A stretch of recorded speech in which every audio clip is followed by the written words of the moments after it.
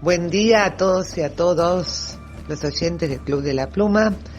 Acá estoy desde Buenos Aires, soy Gabriela Dueñas, para conversar un poquito sobre un tema acerca del cual se está insistiendo mucho en estos últimos tiempos, relativos a cómo impacta en el campo la salud mental tanto tiempo de cuarentena o aislamiento social de carácter preventivo, que hasta el momento es el único remedio que se conoce para por lo menos frenar los contagios y evitar así que colapse el sistema de salud. El tema es que efectivamente el encierro está produciendo efectos emocionales, angustias, tristezas, duelos y conflictos hacia el interior de los hogares, porque esto de permanecer encerrados no es sencillo, y lo más importante que hay que tener en cuenta es que también la situación, por estar muy ligada a la angustia de muerte, moviliza cuestiones que por ahí estaban tapadas y eran históricas en los sujetos, y que con esta situación o ante esta situación quedan al desnudo, se visibilizan. ¿Qué quiero decir con esto? Que frente a estas medidas de restricción a las que nos vemos todos sometidos por indicación médica, y que en realidad deberíamos darles la bienvenida porque gracias a ellas podemos intentar evitar contagiarnos y correr el riesgo de terminar en una terapia intensiva con un respirador o incluso muriendo, o de contagiar a seres queridos. Frente a estas circunstancias llama profundamente la atención como no pocos sectores de la sociedad, y sobre todo los de clase medias y altas, me refiero a ellos porque no son quienes están en situaciones económicas límites como para justificar arriesgarse la vida para ir a tratar de conseguir algún recurso económico como para subsistir, a pesar de las ayudas que da el gobierno, en nuestro caso en el país, pero que por supuesto no terminan de ser totalmente satisfactorias, porque veníamos ya de una situación de profundo desgaste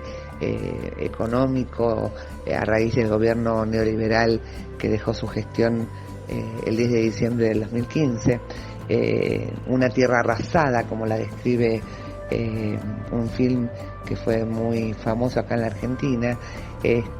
Sin duda esta situación, como está pasando en todo el mundo, genera problemas económicos que permiten entender que frente a la sensación o al temor a pasar hambre o al hambre, concretamente salgan a la calle a buscar algún recurso para resolver esta necesidad básica, corriendo peligro su vida y la de sus seres queridos.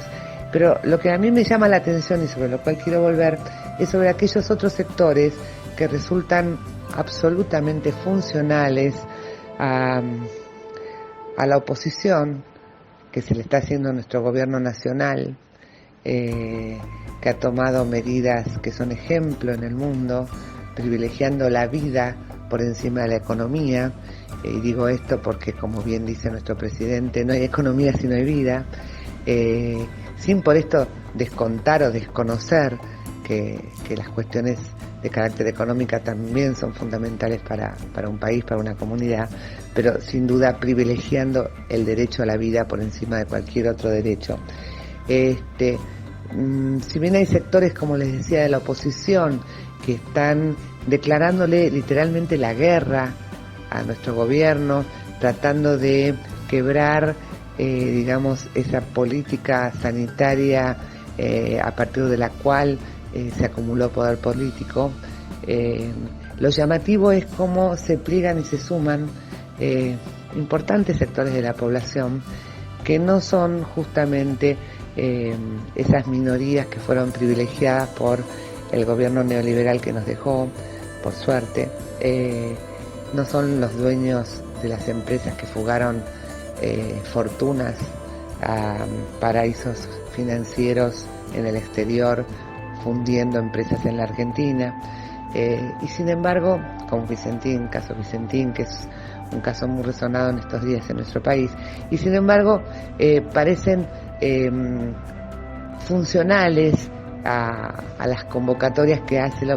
esta oposición al gobierno actual, es decir, funcionales a estas convocatorias que están realizando los sectores ultraderecha, neoliberales, de Juntos por el Cambio, del macrismo, cuando están, por ejemplo, convocando el Día de la Bandera a una movilización en un momento en que en Ciudad de Buenos Aires y el AMBA estamos en plena curva ascendente de contagios, con un riesgo muy alto y significativo de que colapse el sistema de salud, y ahí aún así no son pocos los ciudadanos que se pliegan y se suman a estas convocatorias, marchando hacia avenidas importantes de la ciudad de Buenos Aires como la 9 de Julio o a Plaza de Mayo, portando banderas, reclamando por la libertad y proclamando en algunos casos que están en contra de la infectadura, si la llaman, comparándola con una dictadura, que están cuestionando el supuesto saber de los infectólogos que están orientando al gobierno, cuestionando que las políticas del país son de carácter comunistas, cuestionando que la tierra sea redonda, cuestionando los planes de vacuna, porque bueno, se juntan hasta directamente los nazis, porque hay hasta grupos nazis que se suman en estas movilizaciones, donde no respetan la distancia física obligatoria, porque no se trata de un aislamiento social, sino físico. Rompen todos los protocolos que forman parte de medidas de seguridad ante la emergencia sanitaria que estamos viviendo, y corriendo alto riesgo de contagiarse y contagiar a su regreso a sus respectivas casas, a sus familiares. Entonces uno se pregunta, ¿puede un pueblo suicidarse? Como una vez lo escuché preguntarse a Hugo Sotolano, un gran psicoanalista argentino que además escribe libros muy interesantes. ¿Qué está pasando por la cabeza, por la mente de estos ciudadanos, compatriotas, que se suman a estas movidas, a estos cacerolazos, a pesar que tenemos información permanente de lo que está ocurriendo en países como Brasil o Estados Unidos o en Chile, donde los muertos son a miles y donde hay que enterrarlos en fosas comunes? Bueno, como especialista en el campo de la salud mental, no tengo otro concepto para tratar de explicar esto que uno que se me viene imponiendo en los últimos tiempos de manera reiterada, y es el concepto de la desmentida.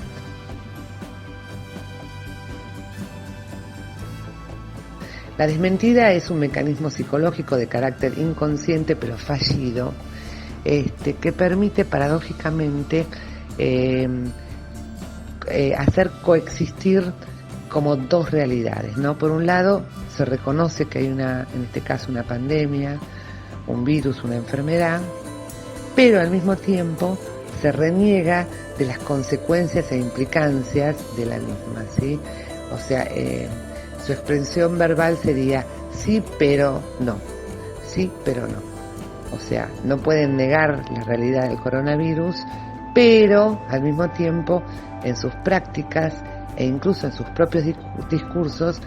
entran en una franca contradicción que cuando uno los escucha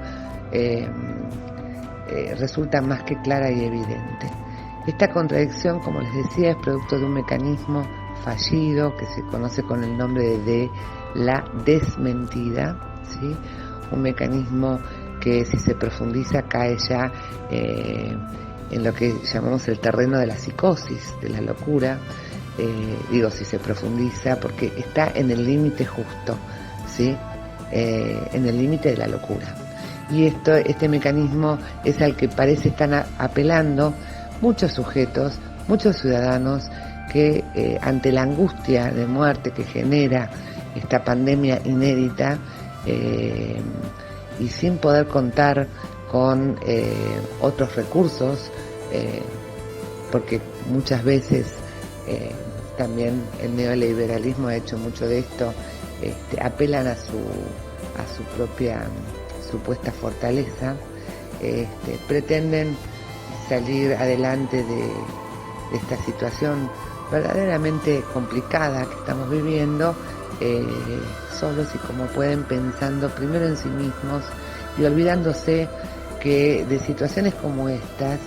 como de cualquier otra situación, solo podemos salir en conjunto, o sea, todos juntos, porque el bien común está por encima del bien individual. Entonces, bueno, me parecía un aporte interesante desde el campo de la salud mental esta semana proponerles esta reflexión sobre este mecanismo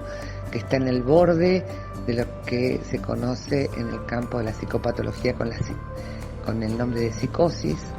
en criollo las locuras, y que permiten explicar por qué hay tantas ciudadanos y ciudadanas que salen incluso con sus hijos a las calles a cacerolear, o que circulan a contramano de las medidas que rigen en el país o en la región del AMBA, de Ciudad de Buenos Aires, del área metropolitana de Buenos Aires, que es la zona en donde está impactando gravemente esta epidemia, y salen de paseo incluso con sus hijos y con sus hijas, como si no estuviera pasando lo que se informa de manera insistente y reiterada por todos los medios. Así que, bueno, como verán, ante la pregunta si puede un pueblo suicidarse, yo no sé si un pueblo, pero sí algunos sectores, ¿sí? Y esta explicación desde el punto de vista más político seguramente tenga que ver con la colonización que ha hecho el neoliberalismo de nuestras mentes, que no nos permiten tener la posibilidad de desarrollar un pensamiento crítico. Los dejo hasta la próxima semana. Un abrazo grande desde Argentina, desde Buenos Aires, para todos y todas en Latinoamérica.